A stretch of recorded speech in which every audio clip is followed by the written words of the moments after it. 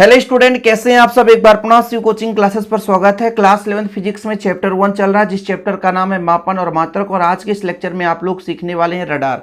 Radar किस प्रकार से उपयोग में लाया जाता है। क्वेश्चन 11th क्लास में ऐसा पूछा जाएगा, रडार पर टिप्पणी लिखो।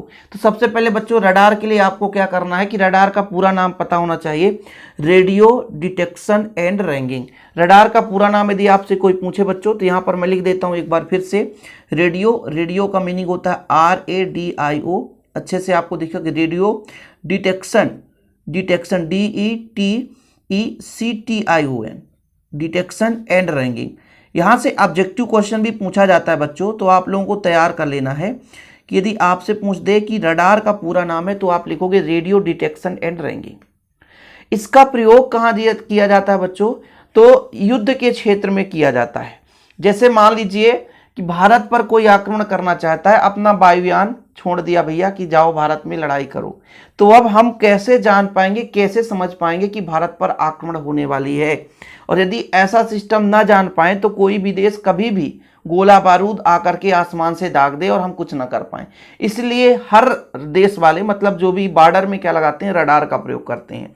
रडार से ये पता चलता है कि हमारे बॉर्डर में कोई ऐसी, जो हमारे मतलब देश द्वारा वो वायुयान नहीं भेजा गया, फिर भी यहाँ पर कुछ चीज़ें ऐसी हैं जो हमें नज़र आ रही कि कुछ चीज़ें हमारे सीमा के अंदर घुसपैठ के रूप में आ चुका है। तो हम पता कर पाते हैं कि घुसपैठियों को भी पता कर लेंगे कि भाई कोई जहाज हमारे सीमा के अंदर आ चुका है रडार के माध्यम से। तो रडार का उपयोग हम वायुयान की स्थिति और दूरी पता लगाने के लिए करते हैं कि वायुयान कितनी दूरी पर है, या कितनी लंबाई, कितनी हाइट पर है, या उसकी स्थिति क्या है, कितने समय पर वो कितनी दूरी तय कर लेगा। ये सब चीज़ों हम रडार के प्रयोग से करते हैं। जैसे मान लीजिए आप लोग देखते हैं कि आसमान में ही दो वायुयान आपस में गोला दागते हैं और लड़ाई करते हैं। वो कैसे होता है, रडार के ही सिस्टम से। रडार अपने एक निश्चित सीमा में बताता है भाई कि इतने समय में ये जहाज इतनी दूरी पर जाएगी, तो हमें इस कोण पर हमें यहाँ से गोला दागना होगा। तो सिस्टम वो सब अपने आप ऑटोमेटिक सेट हो जाता है। तो रडार का प्रयोग हम मुख्य रूप से युद्ध क्षेत्र में करते हैं, या वायुयान की स्थिति का पता लगाने के लिए, या मान लीजिए दूरी का पता लगाने के लिए, वायुयान कहाँ पहुंच गया, कितनी दूरी पर है। तभी तो आप लोगों ने कई बार सुना होगा कि जो वायुयान है यहाँ से उड़ान भरी, किंतु उसका कोई पता रहता नहीं है। जब उनका रडार सिस्टम खत्म हो जाता है, सिग्नल आना जाना बंद हो जाता है, यही रडार सिस्टम तो पूरा तकनीक बताता है कि हाँ इतनी दूरी पर है, यहाँ पर है, स्थित है। और जब उनका कम्युनिकेशन खत्म हो जाता है तो पता ही नहीं चलता कि हमारा जहाज किधर जा रहा है। कभी तो ऐसा भी होता है कि समुद्री एरिया में जहाज वहीं घूमते रह जाता है और अंत में उसकी ईंधन खत्म हो जाती है और वो समुद्र में गिर जाता है, पता भी नहीं चलता है कि हमारा जहाज कहाँ गया। ऐसे कई बार घटनाएं घटित हुई हैं, एक बार की बात नहीं है। ये सिग्नल टूटने से, आप ऊपर देखते हैं अपने घर से भी, छत से खड़े होकर देखते हैं कि वायुयान जा रहा है, उसकी डायरेक्शन पूरा रडार सिस्टम से पूरा सिस्टम बना रहता है कि आप इस रास्ते पर जा रहे हो। यदि सिग्नल टूट गया मान लीजिए और समुद्री एरिया में चले गए, तो उनको कुछ भी समझ में नहीं आएगा कि नीचे क्या है। नीचे कभी कहीं किसी भी अन्य स्थान पर हम लैंडिंग भी नहीं कर सकते, मतलब उतार नहीं सकते हैं वायुयान को। आप सोचो कि बिना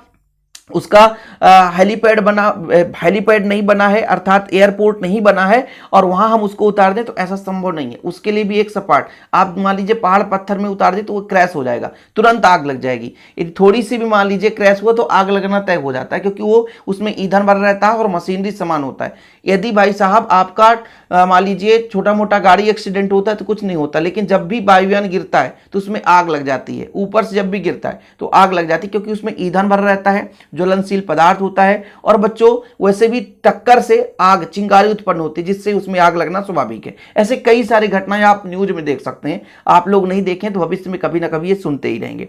जैसे हमारे सेना प्रमुख, जब आप लोगों को पता होगा एक्सपायर हुए थे इसके 1 साल 2 साल पहले सेना प्रमुख, तो ऐसे ही हुआ था, हेलीकॉप्टर गिरा था, पूरा क्रैश हो गया था, आग लग गई थी बच्चों, जितने उसमें थे सब जल जाते। ऐसी घटनाएं साल में एक आध बार होता रहता है, चाहे हमारे भारत की सेना के साथ हो जाए, कहीं के साथ हो जाए, या कि कोई वायुयान ही गिर जाए, तो ऐसी घटनाएं बहुत होती रहती हैं।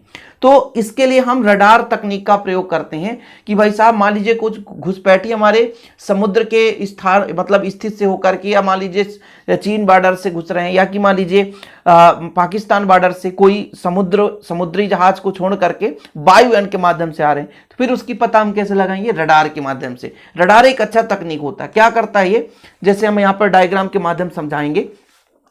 कि रडार में अब क्या करते हैं, एक हम यहाँ पर एंटीना लगा देते हैं।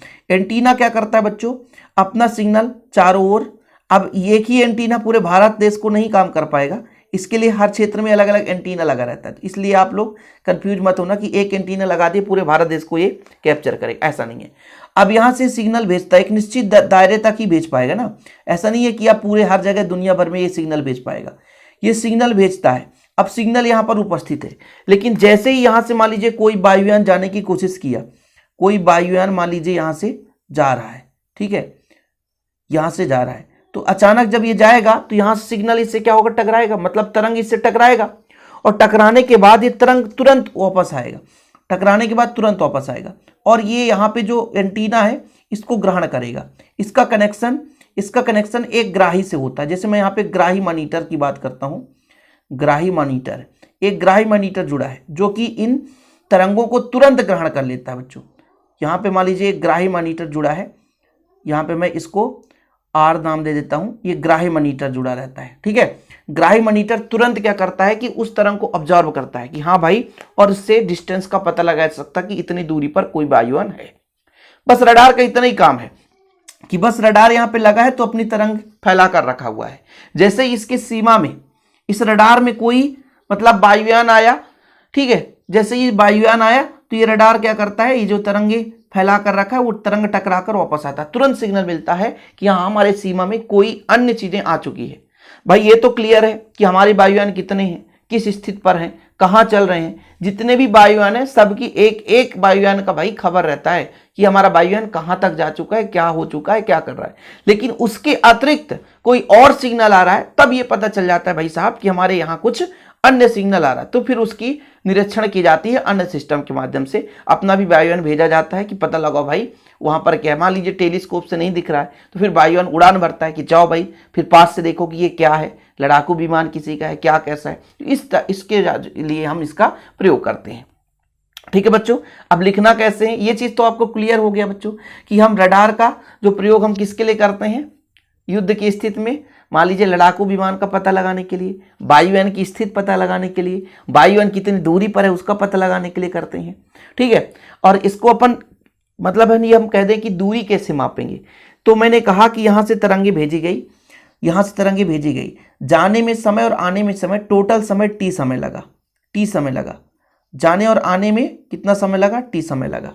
अब मैं यदि एक आपसे फार्मूला कहूं कि चाल बराबर क्या होता है, चाल बराबर आप कहोगे दूरी बटा समय, चाल या वेग वही चीज होता है ना। फिर आपसे मैं कह दूं कि दूरी बराबर, तो आप चाल को वेग भी नाम दे सकते हो, तो वेग गुणा समय हो गया। अब बच्चों दूरी आने जाने में टोटल दूरी में x कहता हूं, दूरी क्या कहता है, वेग आपका इसका चाल जो होता है लगभग प्रकाश के चाल के बराबर होता है, तो c गुणा टाइम कितना लगा t। अब टाइम जो है जाने आने में लगा है, मतलब जाने में भी लगा है आने में भी लगा है, तो हमें केवल दूरी तो भाई दोनों के बीच की डिस्टेंस लेने हैं, तो हम इसको 1/2 कर देंगे, क्योंकि जाने और आने में डबल समय लगा है ना।